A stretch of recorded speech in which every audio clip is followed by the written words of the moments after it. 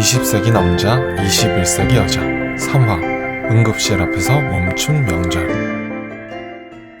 구급대원의 움직임은 얼음처럼 차가웠다. 마치 가족들의 당황과 생존 염원과는 무관해 보였다. 가쁜 숨을 뱉으며 열변으로 토해내는 큰형의 상황 설명은 대원의 기가 아니라 공중으로 흩어지는 듯했다. 로봇을 조립하듯 차근차근 들것을 옮기는 그들의 절차적 행동이 보호자들의 심적인 섭섭함과 진정을 함께 가져왔다. 구급차에 함께 실려간 형을 제외한 어른들은 진우가 운전하는 차에 실려 엉금엉금 뒤를 따랐다. 앞유리를 두드리는 짙은 눈발이 자꾸만 시야를 방해했다. 생각이 들쭉날쭉 정리가 되지 않은 터라 아무도 쉽사리 입을 열지 못했다. 덜컹덜컹 힘겹게 눈을 치우는 와이퍼 소리만이 눈앞을 어지럽혔다. 병원에 도착하니 아버지는 벌써 이런저런 검사로 뺑뺑이를 돌고 있었다. 간 곳을 수소문해 겨우겨우 도착한 어느 검사실 앞에는 고개를 숙인 형만이 자리를 지키고 있었다. 자신을 둘러싸고 다들 자리를 잡자 형이 힘겹게 입을 열었다. 명절이라 일단 검사는 하는데 담당 의사는 없을 수 있다네? 여보, 그게 무슨 말이에요?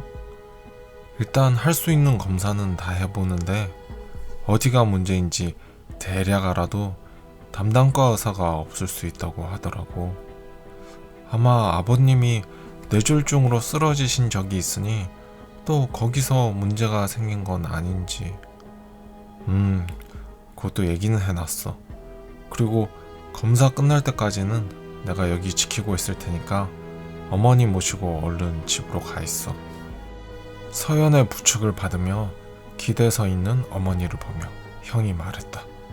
형, 혼자 있으면 힘들 텐데 내가 같이 있는 건 어때? 됐어.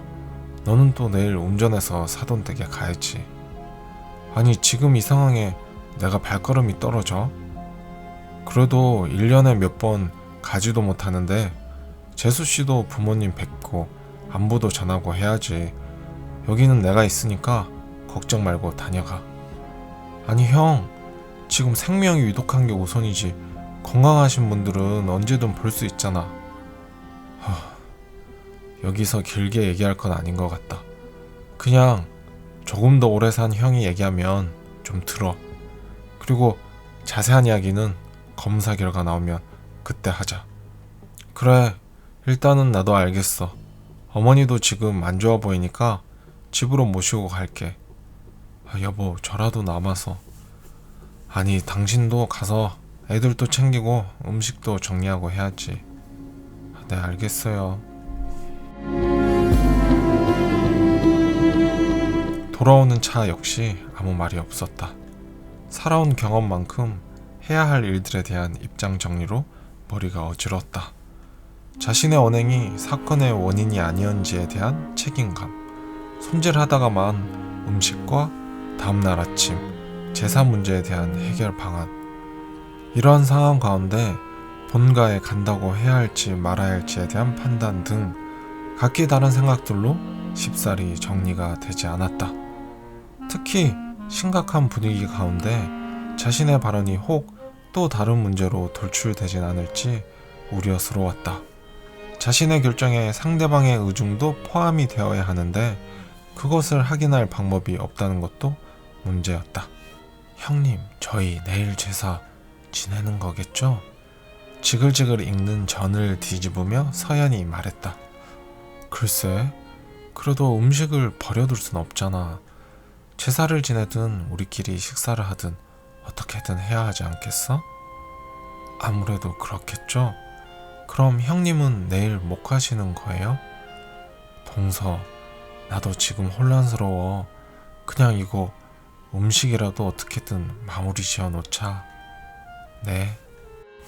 안방에 누운 어머니 곁을 지키는 진우 역시 혼란스럽기는 마찬가지였다. 이를테면 그런 것이었다. 아버지가 혹시 세상을 떠나신다면 그게 무슨 상황일지에 대한 실감이 그려지지 않았다. 또한 감정적 혼란도 혼란이거니와 혹시 장기간 병상에 계신다면 간호는 어떻게 하고 비용은 어떻게 할지도 고민이었다. 혼자서 생각을 정리할 시간이 오니 현실적인 부분들도 자꾸만 신경을 긁는다. 자신을 포함해 형도 누나도 집 대출금과 자녀 양육 등으로 경제적 여력이 쉽사리 마련되지 않을 터였다. 더구나 아버지는 자신의 건강을 믿고 실손보험도 가입해 두시지 않았다. 사람들이 죄다 광고를 보고 보험보험 하는 게 유별나다는 것이었다. 그러다가 몇 년 전 뇌졸중이 오자 급히 가입하려 했지만 이미 차는 떠난 후였다. 막상 내일 지낼 제사도 문제였다. 이제껏 매년 아버지에 의해 지내오던 제사가 갑자기 아버지의 부재로 인해 누군가가 대신해야 한다는 생각을 하니 막막하기만 하다. 순리적으로 형이 그 역할을 맡아야 할 것 같은데 형은 지금 장남이라는 책임감으로 혼자 병실을 지키고 있다. 그럼 이제 자신이 제사를 주도해야 하는지에 대한 결정은 스스로의 책임감에 달려있다는 생각도 들었다. 그때였다. 누워있던 어머니가 혼잣말인 듯 들으라는 말인 듯 몇 마디를 곱씹었다.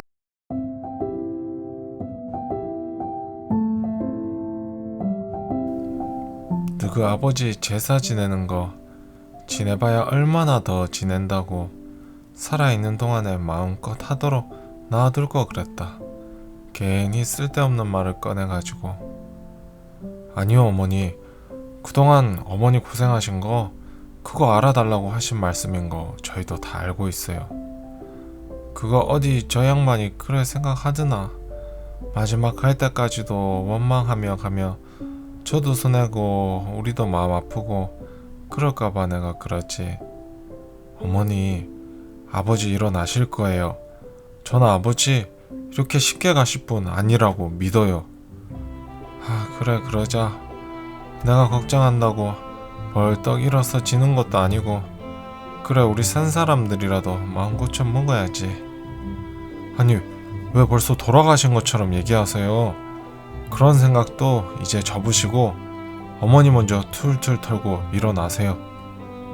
끝이 없는 대화를 이어가는 중에 조심스레 녹화하는 소리가 들렸다. 여보, 아주버님 전화 왔어요.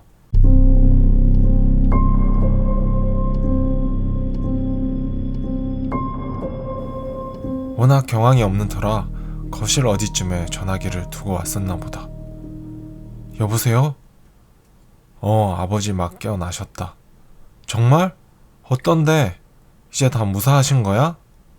아니, 아직 정밀검사는 나온 게 하나도 없는데 아버지 의식이 먼저 돌아왔어.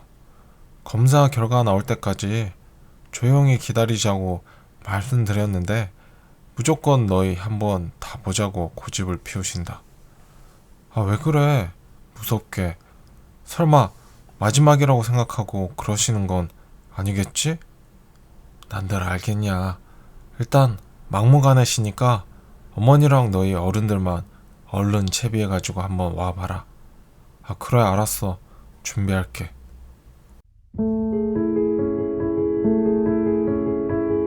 서둘러 달려온 병실은 특실이었다. 특실밖에 남지 않았단다. 이런저런 이해관계를 떠나 명절 연휴에 병원을 지켜주는 관계자들도 병실이 있다는 사실만으로도 그냥 감사했다.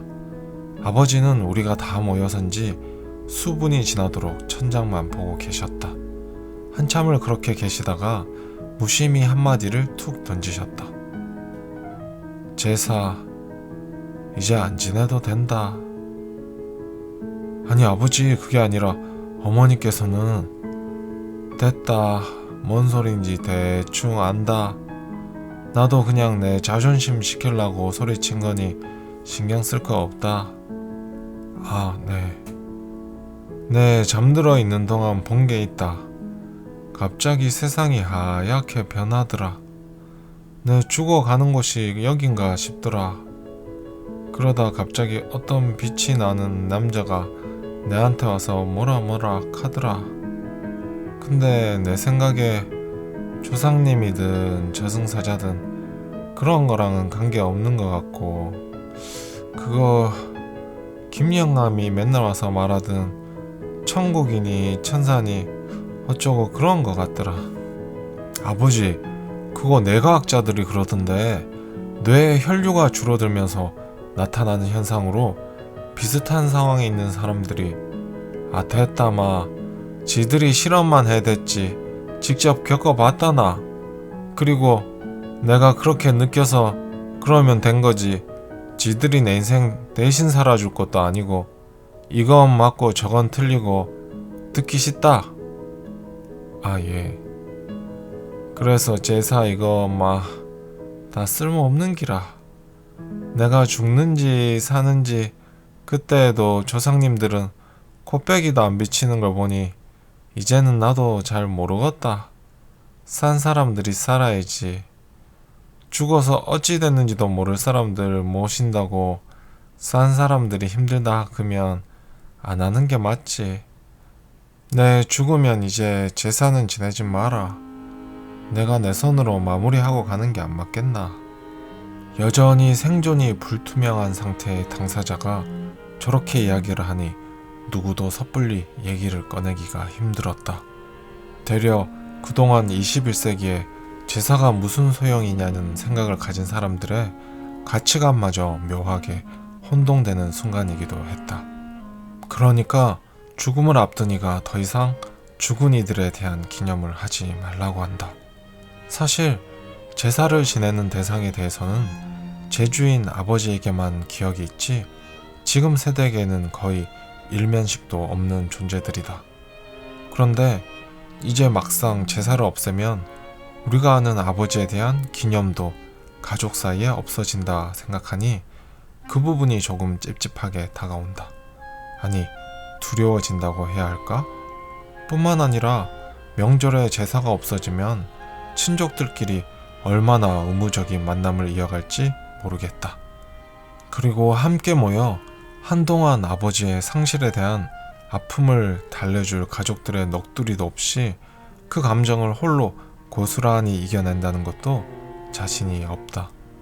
그리 생각하니 갑자기 정말 자신과 배우자, 자녀로 된 핵가족이 이 세상에서 홀로 떨어진 점이 된 마냥 덩그러니 놓여있다는 기분이 들었다. 그리고 홀로 계시게 될 어머니. 제사라는 형식만이 산업화 이후 친족을 묶어주는 유일한 방식은 아니겠지만 제사가 그동안 하고 있던 역할이 그냥 조상신을 섬기겠다는 것만은 아니라는 게 조금씩 실감이 되어졌다. 물론 제사 대신에 다른 형태의 것들을 새롭게 만들어 나갈 수 있겠지만 현재까지는 그게 그런 역할이었던 것이다. 친족들이 1년에 두어 번 모여 함께 음식을 나눠 먹고 대가 없는 용돈을 주며 그동안 삶으로 체득한 지혜도 나누고 또 냉혹한 사회에서 자신의 편이 되어줄 사람들과의 따스한 관계도 확인하고 등등 그런 일들이 이 기간에 이루어지고 있다는 것을 상실이 인접한 때에야 비로소 깨달아지는 것이었다. 그렇다고 이제 자신에 대해서 그동안 무관심했던 제사를 다시 살려 진심으로 해보겠다는 생각이 들진 않았다. 어떻게 보면 이렇게 대가족을 지키는 사회, 그 시대 정신이 저물어가는 시류에 따라 함께 흘러가는 게 당연한 것 같기도 하다. 그에 따라 정말 아버지의 죽음이 현실이 되어지면 남들처럼 친족 내에서 제사라는 방식이 사라짐과 함께 관계 유지도 서서히 멀어질 것이라는 예상은 불보듯 뻔하다. 그래서 아마도 아버지는 본능적으로 자신을 뿌리로 하는 이 나무가 해체되어지지 않기 위해 그렇게나 굳건히 땅속을 움켜쥐고 자신의 모든 것을 주기로 잎으로 보내려고 애쓰셨나 보다 하는 생각이 들었다. 여보, 진짜 우리만 이렇게 가도 되는 거야? 진짜 되는지는 잘 모르겠지만 어쨌든 부모님도 형님네도 그게 좋겠다고 말씀하시니 그냥 따르려고 이번에는. 지금이라도 내가 엄마한테 전화하면 되는데 아버님이 쓰러졌다고 하면 우리 부모님도 거기서 간호하는 게 좋겠다고 하실 거야. 나도 우리만 이렇게 가는 거 괜히 불편하고. 그래, 그렇겠지. 근데 그냥 아버지 무사하실 거라고 기도하자. 형이 말했던 것처럼 아직 정밀 검사도 진단도 수술도 연휴에는 바로바로 이루어질 수가 없으니까 다들 집에서 침울하게 있느니 우리라도 가서 명절답게 보내라는 말이 무슨 말인지 이해는 돼. 그건 그렇고 음식하느라 피곤했을 테니 잠시 눈이라도 붙여. 이 상황에 잠이 와? 그냥 있을래. 운전하는데 자는 사람 있으면 괜히 잠 오잖아. 아니야, 내향 형들은 옆에서 말 걸면 오히려 기빨려. 그냥 자도 돼. 그 순간이었다.